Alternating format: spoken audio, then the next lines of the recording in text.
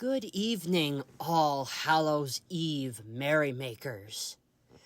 Welcome back to Railroad Ghost Stories with TTC, a series where we delve into the pages of Ghost Train by Tony Reevy and explore the railroading legends and ghost stories of American railroading past. Our segment today comes back to the first chapter of the book, Ghost Trains. And this one we have tonight is the Ghost Train of Nineveh Junction.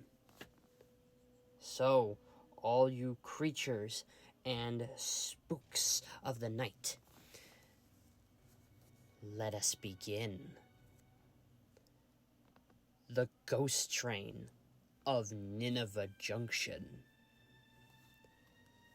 Some years ago, but in the not-too-distant past, a young man was driving the narrow, winding road from New York State's Route 7 up the hill to the Nineveh Hotel.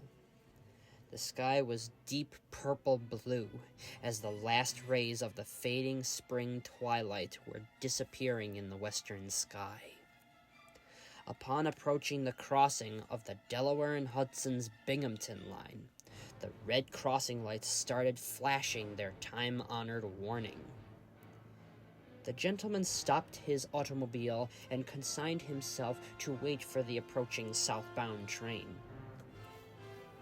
Suddenly, it caught his attention that the locomotive was not sounding its horn as is prescribed in all railroad rule books and, in fact, was proceeding towards the crossing at a very fast clip, but accompanied with no sound whatsoever. No squealing wheel flanges against the rail, no whistle or bell, no locomotive sound. Nothing.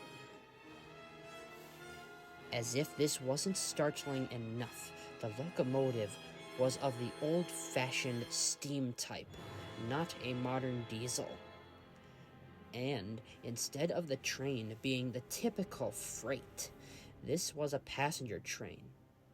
But no such train had run on the line since the early 1950s, over 20 years before.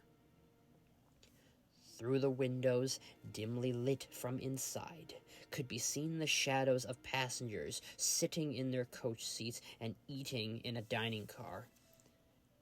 Nebulous shadows brought out by the pale amber lights and diffused by the speeding motion of the train on its silent, eerie journey.